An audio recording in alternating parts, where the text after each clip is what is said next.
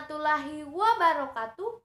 Saya Anissa Nurstiawardani dari kelas 11 MIPA 4. Di video kali ini saya akan membahas mengenai sistem koloid atau yang sering disebut dengan koloid. Koloid merupakan campuran heterogen dengan ukuran partikel antara 1 hingga 100 nanometer. Sistem dispersi koloid terdiri dari fase terdispersi dan medium pendispersinya. Yang dimaksud fase terdispersi yaitu zat yang terdispersi atau tersebar pada suatu medium. Sedangkan medium pendispersi, medium untuk mendispersikan suatu zatnya. Contoh dari koloid yaitu santan, di mana fase terdispersinya yaitu minyak dan medium pendispersinya yaitu air.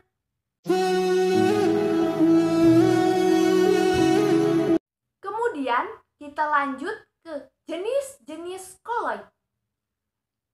Jika fase terdispersinya padat dan medium pendispersinya padat disebut sol padat.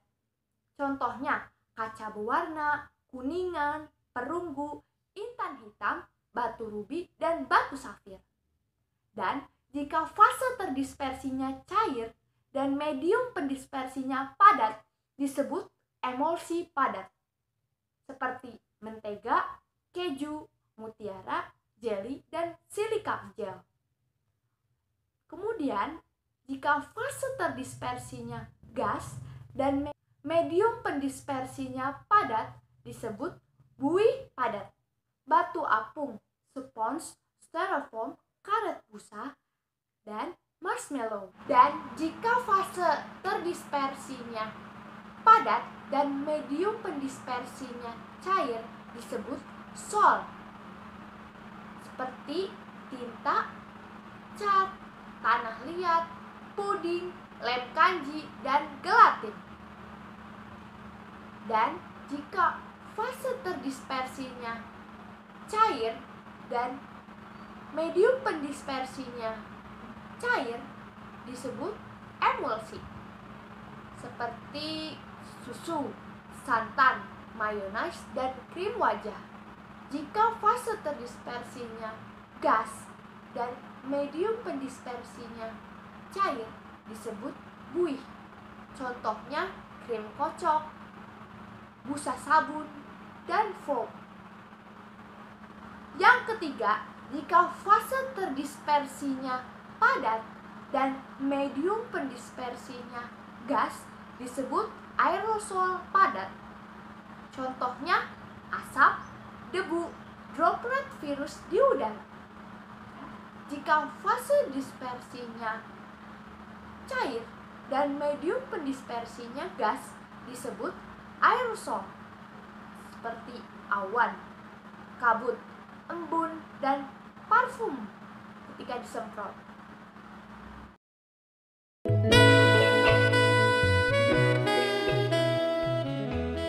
Dan sekarang kita akan membahas perbedaan dari larutan, koloid, dan suspensi. Perbedaan dari ukuran partikel. Jika larutan kurang dari 1 nanometer, koloid antara 1 hingga 100 nanometer, sedangkan suspensi lebih dari 100 nanometer. Perbedaan dari sifat campuran. Larutan yaitu homogen, jika koloid heterogen, dan suspensi heterogen. Perbedaan dari fasenya. Larutan 1 fase, koloid 2 fase, dan suspensi 2 fase. Perbedaan dari kestabilannya. Jika larutan stabil, koloid stabil, sedangkan suspensi tidak stabil. Perbedaan dari metode pemisahannya.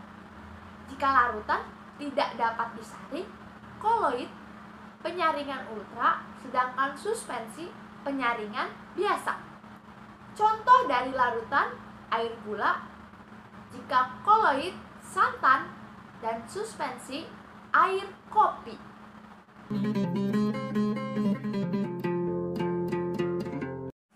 Sekarang saya akan membahas mengenai sifat koloid.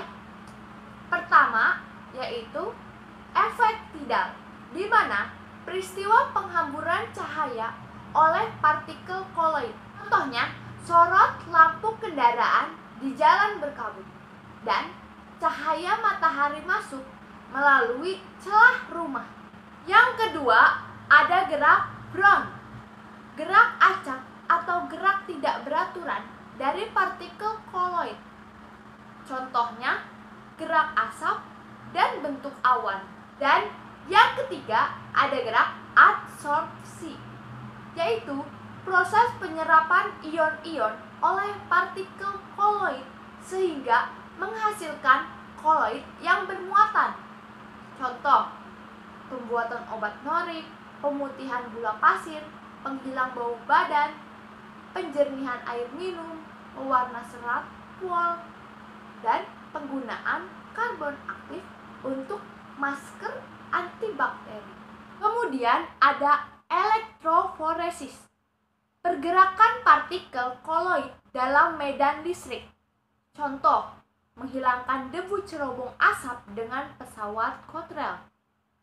Kemudian ada analisis DNA dan koagulasi, proses penggumpalan partikel koloid. Contohnya, pengendapan lumpur oleh tawas dan penggumpalan darah dari luka. Dan ada juga koloid pelindung yang terdiri dari soliofil dan soliofob. Perbedaan soliofil dan soliofob antara lain, jika soliofil suka menarik medium pendispersi, bentuk koloid lebih tebal, ukuran partikel lebih besar dari soliofob, gerak Brown sukar teramati, sukar digumpalkan atau dikoagulasi dalam larutan elektrolit. Soliofil digunakan sebagai koloid pelindung untuk soliofob dari proses koagulasi. Sedangkan soliofob sendiri tidak ada interaksi atau gaya tarik-menarik antara fase terdispersi dan medium pendispersinya. Bentuk koloid lebih encer, ukuran partikel lebih kecil dari soliofil, gerak Brown mudah teramati, mudah digumpalkan atau dikoagulasi dalam larutan elektrolit. Contoh, gelatin pembuatan es krim, minyak silikon pada cat, kuning telur pada mayonnaise, dan ada pula dialisis, proses penyaringan partikel koloid dari ion-ion pengganggu menggunakan penyaring ultra atau semi-permeabel. Contohnya, proses cuci darah dan pemurnian pati dari partikel sianida. Pembuatan koloid dispersi, pembuatan koloid dengan memperkecil ukuran partikel. Pertama, mekanik, pembuatan koloid dengan menggiling dan mengerus. Contoh, pembuatan tinta dari arang, pembuatan sol belerang dari padatan belerang, dan pembuatan tanah liat. Kedua, peptisasi, pembuatan koloid dengan menambahkan zat peptisasi atau pemecah. Contohnya, pembuatan sol belerang dengan penambahan hidrogen sulfida. Ketiga, homogenisasi, pembuatan koloid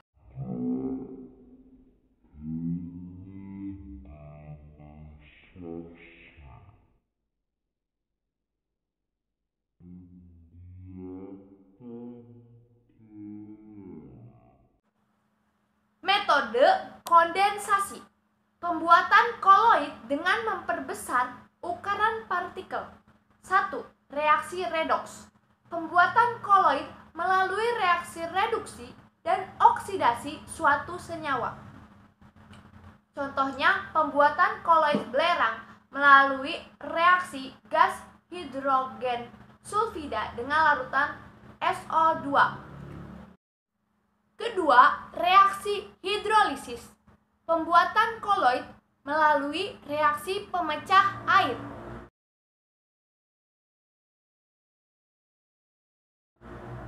Ketiga, penukaran ion.